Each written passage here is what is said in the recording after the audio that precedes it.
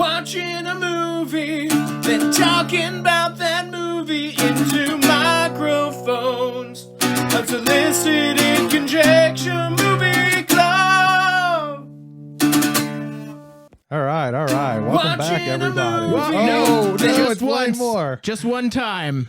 One is enough. That's our new theme song. It's changed again. It is. It seems like you spent more time on this one than the last one. I did. I spent more time to make it shorter. It sounds like the audio quality is amazing. Like you definitely recorded it in a studio. I did. I definitely recorded it holding the phone 6 inches away from the guitar. Welcome back to the show, everybody. Unsolicited Conjecture Movie Club, if you haven't caught it. And today, what are we talking about, Josh? By the way, that's Josh. I'm Jeremy. I forgot to mention that, By the way, I'm Josh, and that's Jeremy. So go on with it. What are we doing, Josh? Today, the newest release of any movie we've talked about so far, just because, well, I mean, it happened after the last one. Barbarian 2022. That's what we're going to talk about, Barbarian. Man, it was really good. We just went and saw it recently. You know, we've got, usually we would cover original or whenever we would see this movie, but obviously it's brand new and we just saw it. So I think that pretty much covers the cake on when we saw this movie. We just saw it last week at the Alamo Draft House. Alamo Draft House, Raleigh. Yeah, That's good right. time. Good movie. Fun stuff. Let's dive in, shall we? Tell me, who stars in this movie? Who are the main characters, if you will? Well, to start at the beginning, Barbarian is rated R. 7.6 on IMDb, 91% on Rotten Tomatoes. Pretty good. That is pretty solid. And those maniacs over at Fandango gave it a 71%. Can't be trusted. They can't. Budget, 10.5 million. That was the budget, huh? Yeah, 10.5 million. And so far, I mean, it's been out 2 weekends, and they're looking at 24.1 million now. I saw that it made 10.5 on opening weekend. Yeah, and so they, I guess, have made their money back at least. Yeah, so now I guess I learned from you the marketing budget is the same amount. So I guess now at this point they broke even at least. As an estimate when you don't have anything else. Yeah. But also, was there any marketing for this movie? There were trailers that told you, hey, don't find out anything about this movie. Just come see it. That's and even if you see the movie, like the movie trailer, you don't really know what it's about. It seems like it's going to be more of a horror than it turned out to be, but we'll get into that. Oh, yeah. I mean, I'd say this is firmly a horror movie, but I would put it in like a thriller category, honestly. It felt more like Seven. That's what I kind of keep related. The way Seven makes you feel when you're watching it is the way this kind of made me feel when I was watching it. Okay, well, yeah. Well, this movie's directed by Zach Kreger. That's true. This is his big first big venture in a long time, at least, right? And it's also written by Zach Kreger. Same guy. They're related. So yeah, he is apparently one of part of the sketch comedy troupe, The Whitest Kids You Know. You were saying that. I guess that's a little after the time of the Kids in the Hall that we're familiar with. Yeah, I'm not super familiar with him, but he's one of them. He directed Miss March in 2009, and he was also announced to be working on a Stripes TV show. Stripes, like the old military show? Stripes, like the old like Bill Murray military. Wait, right? Bill Murray movie. Yeah. Okay. Bill Murray. That's a it's classic. Yeah, Bill Murray and Harold Ramis. Yeah. That was another Ivan Reitman movie, I think. That was in 2017. It was rumored to make that happen? Or it was announced he was going to do it. I don't think it's going to happen at this point. But who knows if it's going to be a bunch of comedians pretending to be in the army. What a concept. Never heard of it before. But this movie, Barbarian, not Stripes. Barbarian stars Georgina Campbell as Tess Marshall. Bill Skarsgård, that's the It Skarsgård. And not in like the It Factor sense, but like he's a clown monster. He plays Keith. Justin Long as AJ Gilbride. And Richard Brake, Joe Chill himself, the murderer of Batman's parents. He's in everything. He is in everything these days. He plays Frank. It was a solid casting all around. I think everyone did a great job. I love Justin Long's casting for his character. Justin Long was really funny. Going into it, I didn't even, until you told me, I didn't even realize he was in it. I didn't know anybody was in it. I didn't know what was happening. I knew the Skarsgård was in it because that's the only one I was like, ooh, he's going to be the bad guy. And as we find, that doesn't seem to be the case. Yeah, I just remember seeing the trailer and it said Barbarian. And most of the trailer was just people looking shocked in a movie theater. And I didn't think that was part of the movie. And the only part was a girl on a porch. I'm like, well, that doesn't. Where's a barbarian doing? Yeah, that's what in the modern trailer times? you basically get to see the first 5 minutes of the movie in the trailer. Oh, is that what it, yeah, Yeah. see, I didn't see that one, I guess. But yeah, this movie kind of came out of left field. Wasn't expecting. No, I wasn't. I didn't know what I was expecting when we went into it, but what we got, I was 2 thumbs up with. I thoroughly enjoyed it. I thought it was amazing. I would see it again. Oh yeah. Now this is going to be a full spoiler review, and if you didn't see this movie yet, just turn this off and don't ever come back. Or just come back after you watch it. You watch it and then come back and listen. But it's a really good one, and it's the kind of thing that it's not so much about what it's about, but it's the way it all unfolds that makes it really fun and satisfying as a horror movie. Yeah, for sure. Movie, that's what these are called. Movies. These things that we Talkies. talk about in the movies. Moving pictures. You made a whole song about us. How do you not I remember? did. I forgot they were called movies for a second. So I read a thing. Are you done with our casting? Have That's we our gone through cast. everybody? Well, Sure. what else was next on the stats list? I Do don't you know have what's anything the else? movie. What is this movie about? The movie is about an Airbnb, but really the movie's about kind of like the 30-year history of a serial killer. And of the house. And yeah, of the house itself, kind of the area. I thought it was really cool the way they did that. The movie was shot in a really interesting way where it was like you thought you were in the movie, and then all of a sudden they cut and drop into Justin Long's character, and you're literally like, what the hell's going on? Like, Yeah, what just happened? this- It was a firm break. It's a 3-act structure, but the 3 acts sort of happen at different time periods, and it sort of jumps around a little bit. Yeah. They show you the middle and then the end, then back to the beginning, and then now. It's sort of, and it's not as confusing as it sounds, but yeah, Well, we to be see- fair, it kind of was. Remember, we both looked at each other like, what the hell just happened right there? Well, here's the thing. How many horror movies have we seen? How many movies with serial killers in a house Yeah, have we seen? exactly. So this is a really fresh way of presenting a story like this without coming right out and saying what's going on at the beginning. And, that delayed gratification that, like in Jaws, not seeing the shark until halfway through the movie or whatever. This kind of did that. No, for sure it did. Took the thing that's in the house or whatever, whoever's in the house, and really delayed it enough. Well, you got some glimpses, but then no explanation, and then just jumps back in time. It's pretty good. It's fun putting together the pieces of this movie because it's not a linear narrative necessarily. Exactly. And that's what made it so, well, I don't want to say that's what made it so interesting, but that definitely jumped up the factor, the way he pulled all the stories together in the end, because it kind of seems like when he does these instant jump cuts, like, oh, that's just the end of that story. You're on to the next story now. How are these two kind of correlated? But that all comes back together, I guess, like halfway through the film when everybody's back together. But it was very interesting. My favorite part about the whole movie, well, not necessarily my favorite part, but when we're talking about it, is just Skarsgård's the way they cast him. And you instantly think he's going to be the bad guy in some kind of way, because that's what he's known for. That's what he does. Yeah, and he almost plays that character in it. And the director, what'd you say his name was again? Zach Kreger. There we go, Kreger. He said specifically when he wrote this that the Keith character was not necessarily a good guy. Like, he was kind of a bad guy, knowing about the house. But once they cast Skarsgård as it, he was like, I have to change this because everyone's going to expect it now that he is this character. Well, yeah, it's interesting because, from the moment this movie starts, when Georgina Campbell, or Tess, pulls up to this Airbnb in the rain. It's in Detroit, in a really rundown part of town. And she gets up there. There's no key in the lockbox. Someone answers the door, and there's a guy staying in this Airbnb. The people who rent the place, the realty company, aren't answering the phone.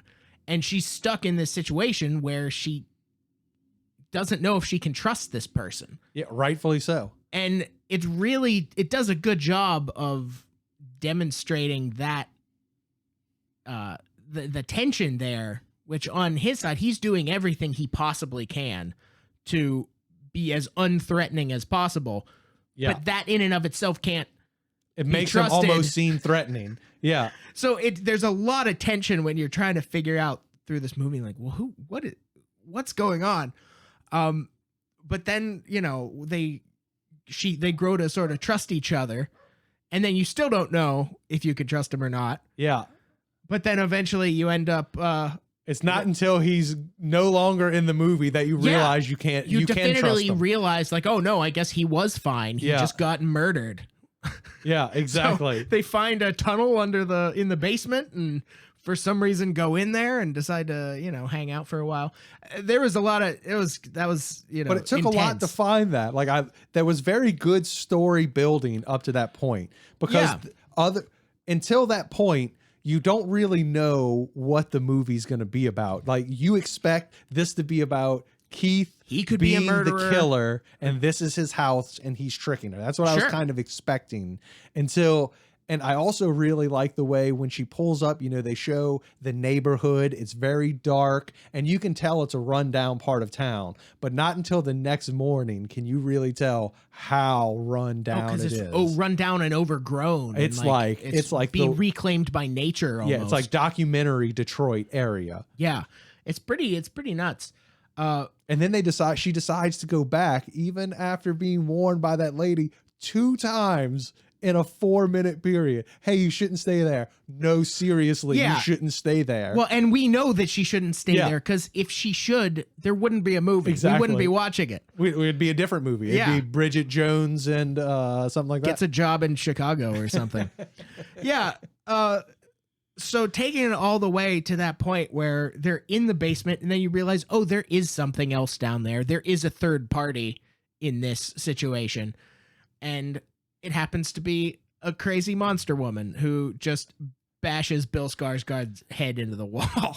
I like that, because that's the first time you're really introduced to the villain, who isn't really the villain but is the villain. It's so weird the way they play her. It's the monster. Yeah. But then the monster is a product of a different monster. Yeah, you expect it to be the guy, because you've already seen like the rape room with the camera and the mattress, which we haven't covered yet. But if you've seen the movie, obviously you remember this part, because once they show that, you expect it to be that kind of movie. Yeah, like stuck. There's it's like a constant, bed in a bucket. just left turns on you, where you're like Garmin says take the next right, and you're driving, and then all of a sudden you're like, what the hell, Garmin? I should have taken the left. That's what happened. Yeah. So it's just a lot of steps you weren't really expecting, or leading you in a direction and dropping you off somewhere else. Yeah, it's about the filmmakers are aware of the fact that we don't know what kind of movie we're watching until they tell us, and they take their time really making sure that, you know, that they lay that pathway the way they want it.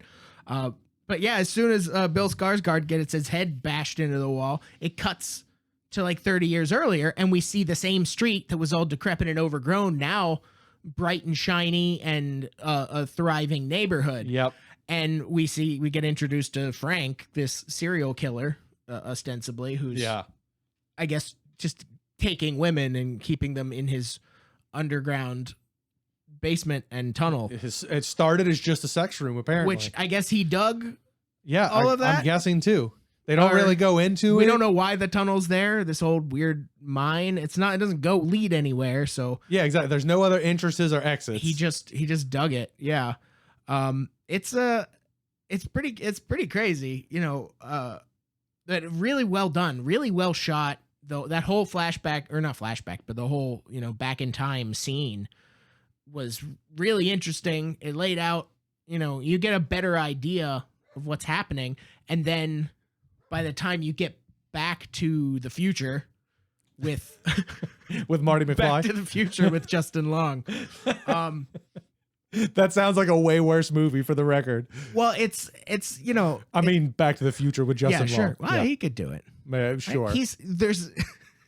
Justin Long is based on Marty McFly, I think. Just in general. His real life just character. As a person, as a human, he's based on Marty McFly. But yeah, it gets pretty good. Well, I like Justin Long's character also because he's like usually he plays the affable, the likable good guy. Yeah, he's been And in a this, lot he's of just rom-coms even. super douchey, like night rapist. Well, he's an actor, and he's clearly he's definitively not a good guy. Yeah, exactly. You can learn that from the beginning, and it's really fun to watch him play a bad guy. That's what I'm saying. But it's also very good. Who's constantly justifying his actions to the people he's hurting. Yeah, yeah. No, I'm not. I don't have a choice but to do this to you. You understand that. You understand I'm good. I just have to throw you off this water tower. You know? Exactly. Exactly. It's the only choice. So seeing that like self-justification was really fascinating. And it all boils down to a line that Georgina Campbell said to Bill Skarsgård when they were talking in the house at the beginning, something about being like, I don't want to just be somebody's trophy or just like kept like a pet. Yeah. And like the whole mentality, I don't know. It's really fascinating to see her sort of like to see that play out in the way that it does. Yeah, you know, I love the way the character progression of all the characters, and I particularly love the lack of character progression of Justin Long throughout the entire thing. Yeah. Oh, he doesn't learn a thing. Well, it's funny because you just mentioned the water tower scene, and right before the water tower scene, they give him this dramatic moment where it's like, I realized the error of my ways and how I should change. Like and then instantaneously a second later, he's like, nope. Bye, bitch. Because as soon as you know there's any threat to him. Yeah, as soon as he's presented with anything. Yeah, as soon as it becomes difficult, it's all just talk, and it's all about him. Yeah, and it's like I say, it's really fun to watch, especially the best part of the movie. Well, I don't know if are we at our favorite scenes yet? No, we'll get there. We'll get there. But that will lead us instead to our next topic matter, which we've kind of hinted on this whole time, in the originality of the movie compared to other things we've seen. Yeah, I mean, I thought this was a really fresh, take on a monster in the house kind of movie, or a killer in the house. It was a mix, and that's what's kind of unique about it. It's like I kind of think about it like I think about fusion food. It's like Chinese Italian fusion food. You know what I mean? I guess. It doesn't sound good. It doesn't. And 98% of it is probably horrible, but 2%, I bet there's something in that fusion that's absolutely delicious. And that is where this movie falls. It's this really good fusion of monster and serial killer. Oh, yeah. That's what it feels like. Well, yeah, it's interesting because, I mean, you got to wonder what with the title Barbarian. Why is it called Barbarian? I'm just going to assume that she's the barbarian, or maybe he's the barbarian, because the story, I think, when he wrote it out originally, focused a little more on Frank's character. Well, there was going to be another title, but I don't think it really means anything. I think they just liked it as a title. I think I read that. But there is sort of I guess to me, the barbarian character would be the creature, the mother creature. Woman. Yeah. Which so the thing that smashes Justin Long is this sort of hulking nude mutant woman. Hills meet eyes, kind of. Yeah. Hills have eyes, kind of. Yeah, it's definitely like an inbred. Well, they say it later untrained, in the movie. Uncultured, sort of feral human. Yeah, that's just been living in this dungeon cave and thing. watching one VHS tape about like breastfeeding. So the serial killer who's been keeping women has been having children with the women and then children with those children and then ending up with you end up with that. Fantastic. Yeah. And it was fun. It's not the first time we've ever seen like I mean, there was an X-Files episode kind of like that too, but the way that it was couched in the serial killer story, and like most of the guys that you get presented with aren't actually the threat until Justin Long turns out to actually be kind of worse. Yeah, exactly. He's kind of the villain. Like Frank and Justin Long are the two villains of the movie, in my opinion.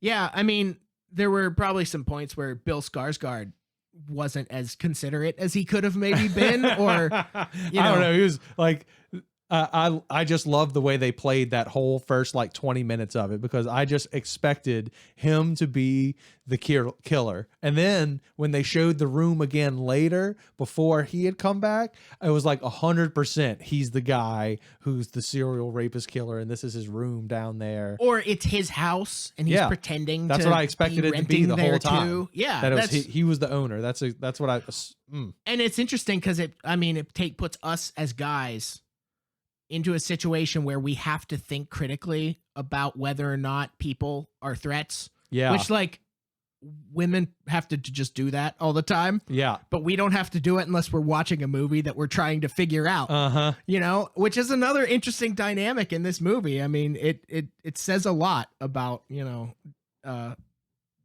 differences in how the sexes are treated and the level of care they have to take. Oh yeah, the dynamic between those two in that specific situation, I think, was played very well. Yeah, the way the over niceties of Bill Skarsgård's character, and then Tess being like very obviously for good reason. Like, I don't know, if I were either one of them, I don't think I would have let the other one in.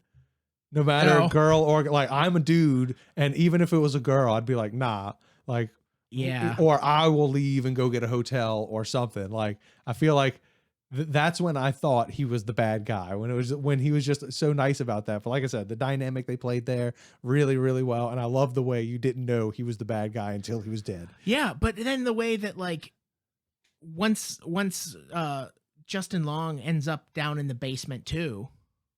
Once he ends up in the basement, and then Tess actually escapes. Yeah, she pops up from the corner. I was not expecting that. But then she goes back. Like, the fact that she actually, like, goes back to rescue him.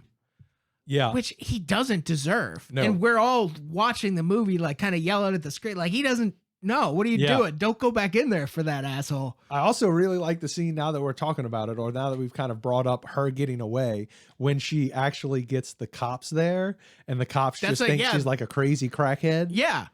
Yeah, they just don't believe her.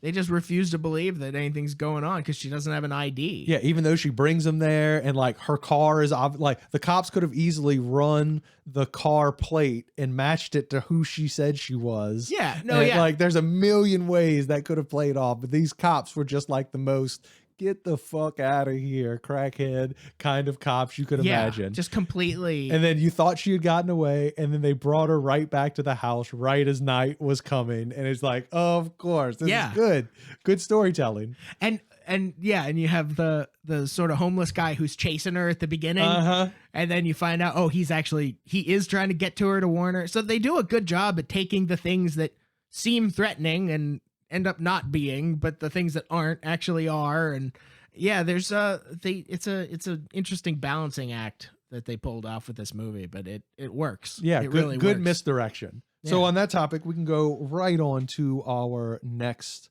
segment. What do you want to call it? Is it a segment? Segment? A section? Sure. Segment. What's your favorite scene? My favorite scene is when Justin Long, who has just found out that he has some sexual assault allegations against him because he's an actor. He just finds out because he's an actor, not because he's a piece of shit. It's he an is. Actor. Yeah, he is both. But when he finds that out and then wants to sell some of his properties, like his Michigan property, so he goes to the house in Detroit, and when he finds the tunnel and the secret room, and he's just measuring everything. All he's concerned with is adding square footage to the house to get more money. That's all he cares about. Obvious rape room. Yeah, and like, it's the scariest situation, but he is completely oblivious to it because it's not scary to him. You know, it's not. So once again, playing with that whole, male versus female experience, it's pretty great. I think that was probably my favorite. It's like a good comic relief in the middle of everything. So I'll go with you. That's a really good scene right there. I enjoyed that very much. That one, and the other big standout is when the crazy homeless guy who's trying to warn her says, "Oh, I live down by the water tower," and when she and Justin Long actually escape and get down there to the water tower. And he's in the middle That's of actually saying, my favorite scene. "Oh, is it? Well, I'll let you take no, over." that's perfect. You're almost there. Just the way the old guy's sitting around the fire and says that she hasn't come through. I've been living here 15 years. She's never come around here. here. At which point she, of course, bursts through and tears his arm off and beats him with it. Which is just Like- hilarious to me because that is a very old trope in my old neighborhood in New Orleans, like down in Algiers. I remember that was always the thing. It was like white people is crazy because they'll tear your arm off and beat you to death with it. Like that's what kind of crazy those white people are, talking about the Cajuns way down in the South. And I always just thought that was real funny. And then when that came on, I was like, this is the funniest thing ever because I've never seen someone physically in a movie rip someone's arm off and beat them to death with it. But I've heard about it so much as a kid. So this is for Not me, since Jason since a especially great scene. Yeah, that was really funny. It was not dissimilar from the Deep Blue Sea Samuel L. Jackson death either. That surprise death. So they really did a good job of knowing, what the traditional beats of a horror movie are, so they can subvert them. Yeah. And just when you think, just when he says, "Oh, they never come in here," that's of course when she bursts through. And it's really good. It felt real Evil Dead to me right there for a second. There's a little of that in there. It's the same thing. That's what makes Evil Dead so much fun. Or especially Evil Dead 2 is the way that they know that these gags are gags too, There's a fine line between horror and comedy when you're playing with people's expectations like that.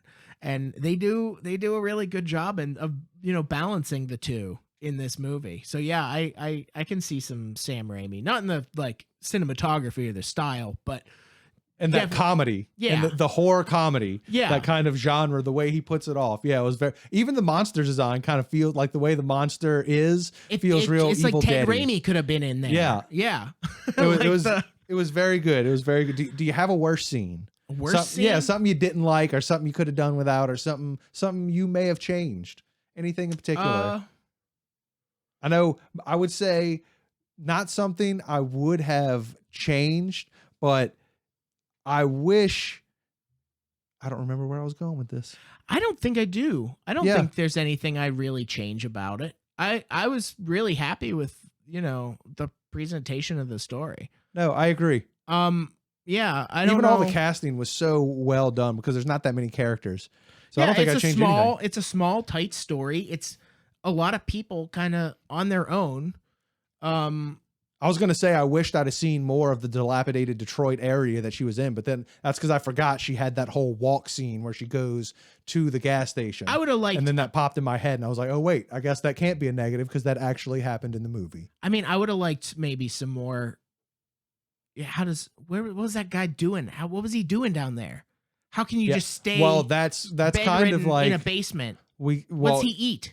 Like the breast milk, I would assume. Yeah. From the monster? I would assume. What else? That's what everyone else is eating there. Well, drinking. Physiologically, not going to work. I mean, I'm just saying after a certain nutritionally. Well, they also made it very apparent that this monster goes up into the house at night. Sure. So she's probably taking But she's not running to the grocery store. No, but she's probably taking whatever food is being stocked by the Airbnb host. Yeah, maybe. So maybe he's living off of like Cheez-Its and Cliff Bars. Maybe. Yeah. But once again, you don't need to analyze that stuff. You could and sure say like, well, yeah, where did any of that come from? And this can lead us very perfectly into the next section, which is where we'd like to see the franchise go. And I think very perfectly the story of Frank, or a little more of the in-between time of Frank from the cut scene to the end scene, is an obvious place for the franchise to go. Well, the question, I mean, assuming it is a franchise, I don't see this movie and feel like, oh man, I can't wait for the next one. Like, I don't know that this necessarily needs a sequel. I would go see a movie about Frank though. Sure, but also based on like what's said in the movie, it's clear that like he's sort of done this a lot. So if he was kidnapping women and having children with those women and then also sleeping with the children, we're talking about like exponential number of people who were underground at one point or maybe are still. Yeah, they never really say anything about anyone else. There's only one of her, or the one that survived, maybe. Only one that we know about. But as for, what I'd like to see in the future, I'd like to see more from Zach Kreger. Oh, for sure. He's obviously a master of his craft. The way he can do these misdirects so well, I think speaks out outrageously. And the fact that, like you said, he's the guy who comes from comedy. Yeah. I mean, it's not too dissimilar from like a, Jordan Peele or, the same thing, John Carpenter. I would put this much higher than my Nope viewing. Not saying Nope was bad. I enjoyed Nope, but this was much better. Oh, I haven't made it. I need to get to see Nope. I think you can rent it on TV now. Yeah, I'm looking forward to watching that one. I love Nope until the monster hits its final form, and you'll see. Oh yeah, I didn't even know there's a monster. They make it obvious. They don't really say what it is, but there's a monster. Yeah, I'll watch it. Sure you will. Yeah. All right. So we've done all that. Yeah, we've done it. You spoiled Nope. Yep. What else can we do? That's it. Now it's time for us to sign off. Now that I've ruined it for everyone. All right. Sweet. So where can people find us? You know what, Jeremy? They can find us on Spotify. Yeah, Spotify. And they can email unsolicitedconjecture@gmail.com. And they can tell us what they thought about Barbarian. They can also tweet us, but we don't do that. They could tweet us. We have a Twitter. I'll figure out what that is. I think it's UC with J&J. Yeah, I think so UC too. with J&J. You can check the show notes. We have everything listed below. Yeah, check that. You can check us out. Yeah, send us an email. We will promise to read it. Yeah, we'll read your email. Let us know if you have a suggestion, a movie you want us to look at. Yeah, what do you think of our opinion on this? Are you right online? Is there anything we missed? Anything we didn't cover? Sure. Just feel free. So, Josh, why don't you get ready to play us out on that fantastic new theme song? Oh, I have to do a thing. Oh, you've got to do a thing. He's got to open up his phone and do a thing, people. We got to wait for him to do the thing. He's not prepared. What else is new? Neither of us are prepared. We're not. We're actually doing this in a new environment right now, but that's okay. Goodbye, everyone. Yeah, you know what? Goodbye. Watching a movie, then talking about that movie into microphones. Unsolicited